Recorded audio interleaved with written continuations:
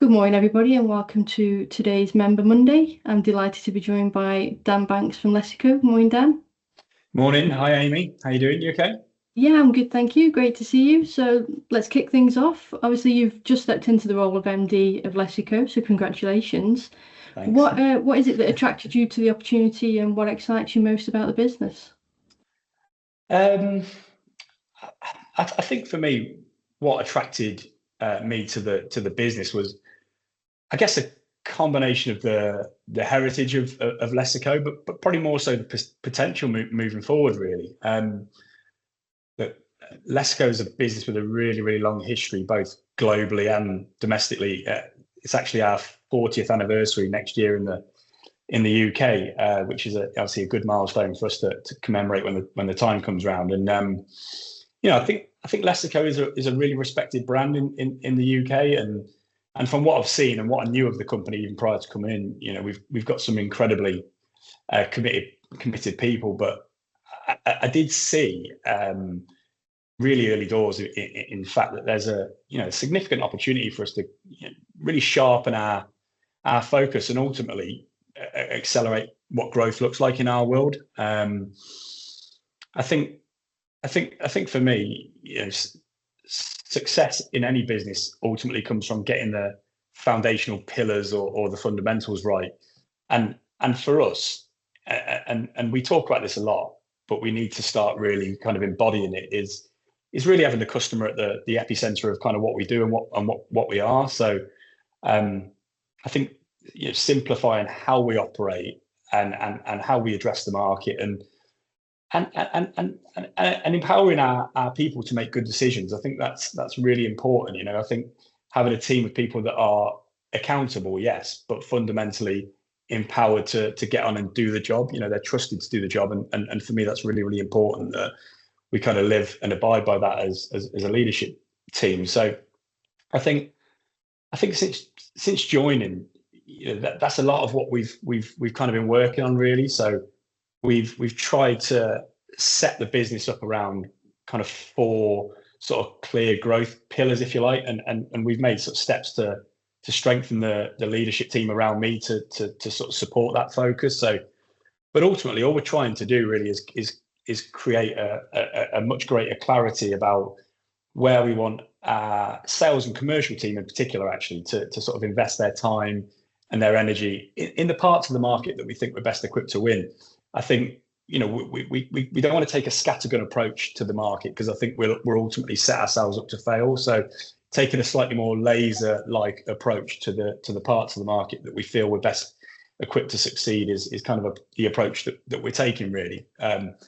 So I'm probably not telling you anything that would suggest that we're trying to reinvent ourselves or reinvent the wheel, because we're ultimately not.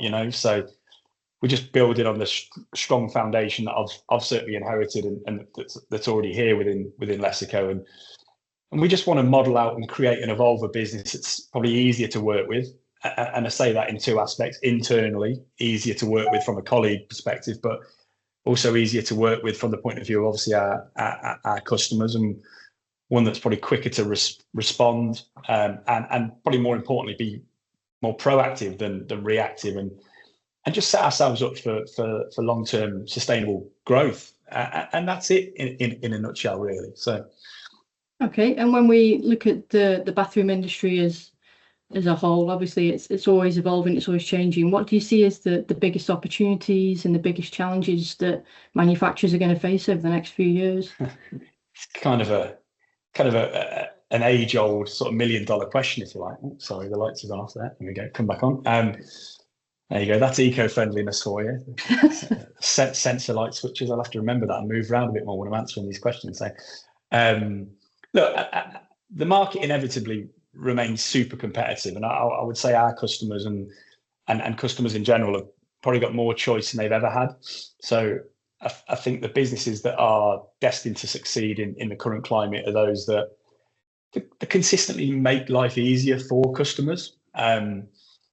We as a business, we feel that product is really important, and the technical competence and credibility of said product is crucial. But I think the real differentiator, if you like, is inevitably going to be service reliability, consistency, and partnership. And I don't use that word flippantly. You know, we don't want to just be a supplier to our customers. We genuinely want to be a kind of a quid pro quo type partner to our valued customers. And you know, I think customers want suppliers who understand their business and they're willing to be on the front foot and communicate well and deliver on the promises. You know, not say things and then flatter to deceive. You know, I think that it's very easy to kind of fall into that trap if you're not careful, and we want to steer clear of that.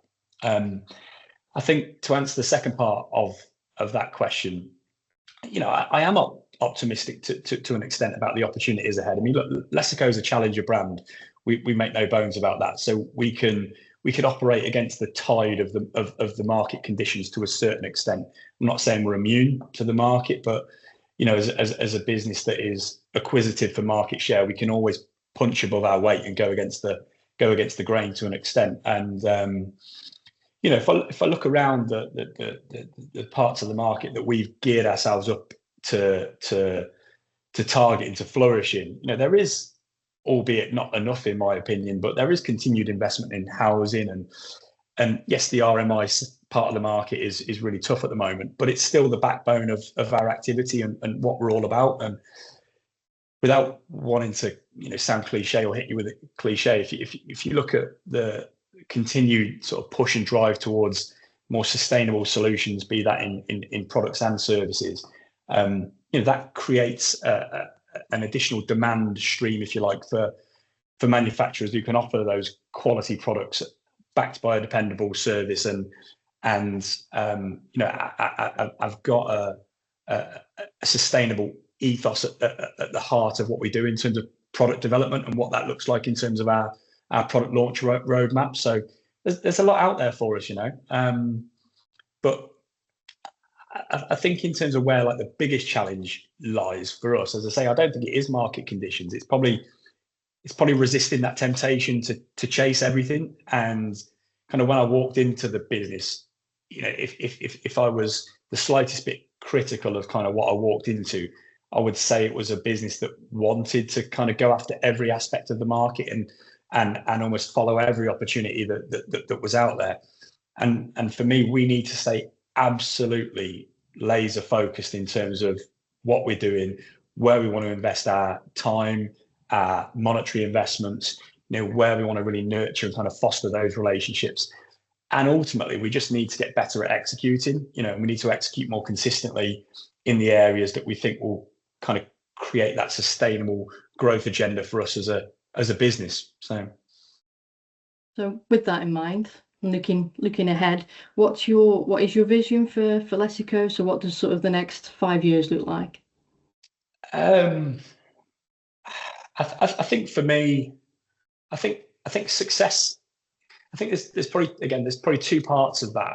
You know, there's an internal aspect that I want to kind of address our colleagues with internally, and then there's the outwardly facing piece from a customer perspective. And I think success for me is about building a business that people genuinely want to work with, and just as importantly, want to work for.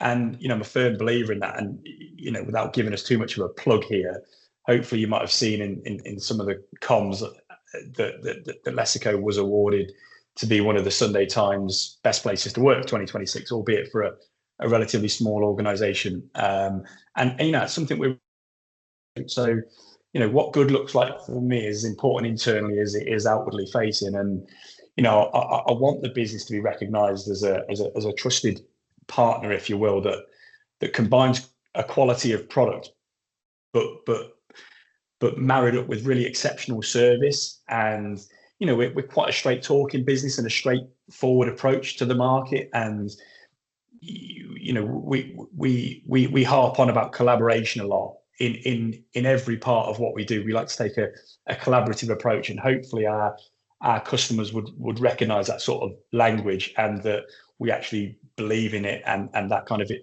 embodies our approach to market, if you like.